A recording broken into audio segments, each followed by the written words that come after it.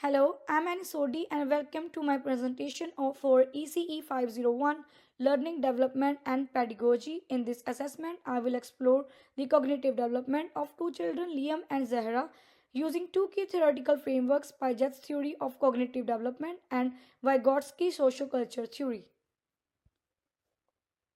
This presentation draws on two foundational theories in early childhood education, Piaget's theory of cognitive development and Vygotsky's social culture theory.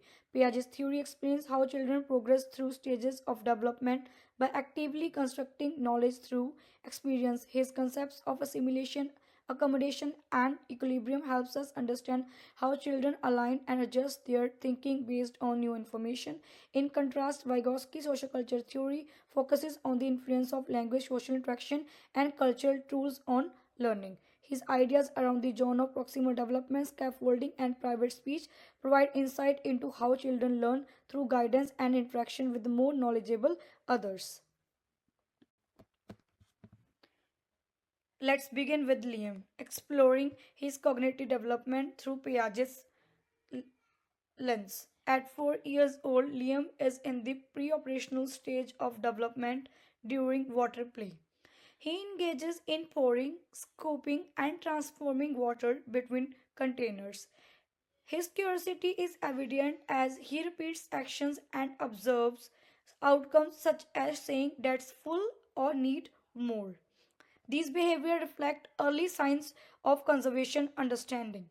While he doesn't fully grasp volume constancy, yet he is actively building that knowledge through trial and error. This shows Piaget's concepts of assimilation and accommodation in action as Liam adapts his thinking based on the results he observes. Its learning is hands on, self initiated, and exploratory, demonstrating that play is a critical vehicle for concept development in early childhood. Now let's look at Liam's development through Vygotsky's social culture perspective. While Liam plays independently, his learning is still socially influenced. His interaction with a peer, asking "Can I have that?" and mimicking what others are doing highlight how learning is supported by observing and engaging with others. Liam is working within his zone of proximal development, whereas this task is just challenging enough to promote growth and the environment itself, such as silent guide, although the educator does not intervene directly. Her role to setting up an intentional resources space allows Liam to explore, reflect, and refine his thinking. Through this, we can see how social interaction, observation, and self-talk contribute to concept development, even in moments that appear self-directed. Moving on, let's explore the role of the educator in supporting Liam's cognitive growth. In this scenario, the educator takes a subtle yet intentional approach by carefully selecting materials such as jars, scoops, and funnels. She set up an environment that encourages Liam to engage in open ended investigative play. Rather than providing direct instruction, the educator observes Liam's actions and listens to his self talk. She documents key moments of insight, like his statement, "bigger scoop means less times," which inform her future planning. This approach demonstrates how educators can scaffold learning through thoughtful observation, responsive documentation, and the creation of rich play environments. By stepping back and allowing space for inquiry, the educator empowers Liam to take the lead in his own learning journey, supporting both in confidences and cognitive development. Now let's turn our attention to Zahra and explore her cognitive development through Piaget's perspective. Zahra, at a 5.5-year-old, demonstrates behavior that suggests she is progressing from the pre-operational stage into the concrete operational stage. During puzzle play and ramp experiments, she shows logical thinking, problem solving, and the ability to reflect on her actions. He use of trial and error along with vertical explanation like "it's because I made it steep" reveals growing understanding of cause and effects and reversibility. These are foundational concepts in Piaget's later stages. Zehra is also displaying classification and sequencing skills as she sorts and organizes material purposefully. These actions show how her thinking is becoming more structured and less ecocentric. Sport Piaget's view that children learn best through active engagement with their environment.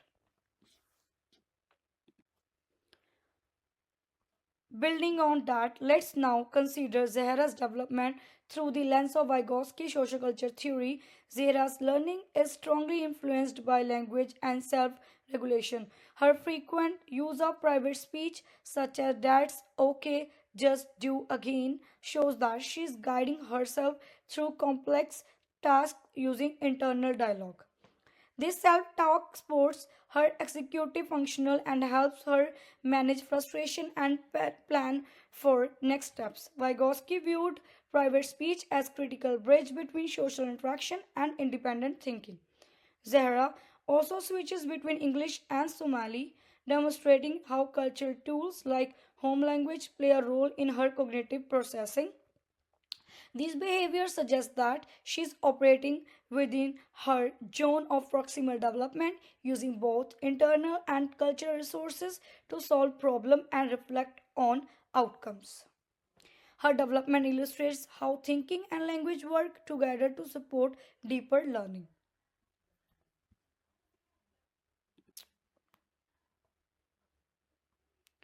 Let's now explore how the educator supports Zahra's learning and development. In this scenario, the educator takes a responsive and respectful approach. She allows Zahra space to think aloud, process challenges, and make decisions independently. Rather than connecting her, the educator listens carefully and documents Zahra's verbal problem solving and persistence. This intentional observation enables that educator to recognize Zahra's emerging cognitive and emotional skills, which she can then support through future planning. The educator also embraces Zahra's cultural identity by accepting her use of Somali, reinforcing that home languages are valued and meaningful in the learning environment. By combining emotional support with thoughtful planning, the educator nurtures Zahra's confidence, encourages autonomy, and fosters the development of higher order thinking skills. This highlights the importance of cultural responsive strengths based practice in early childhood settings.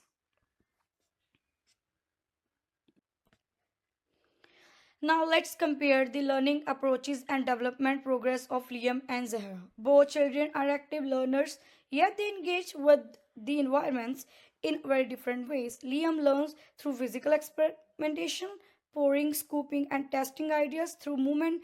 In contrast, Zahra uses verbal reasoning and self-talk to process her thoughts and solve problems. While Liam thrives in an environment that offers rich sensory experiences, Zahra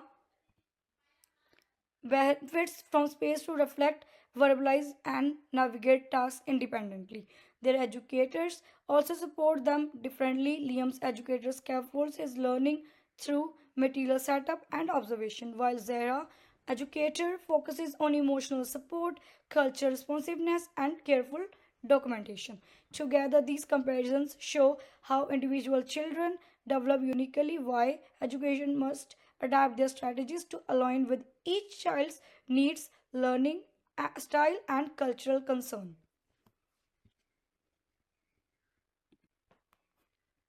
To conclude, these case studies highlight the importance of understanding how children construct knowledge in diverse ways. Liam's hands on exploration and Zara's reflective self talk reveal the many paths children take in a cognitive development. This reminds us that children are active agents in their learning, and our role is to guide, not direct them. As educators, we must create intentional environments, offer culturally responsive relationships, and match our support to each child's learning needs and style.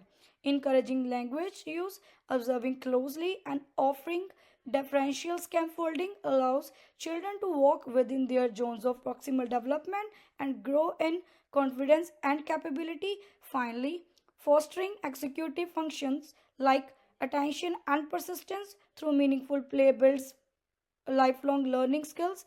By combining theory with reflective practice, we can nurture rich individual learning journeys for every child.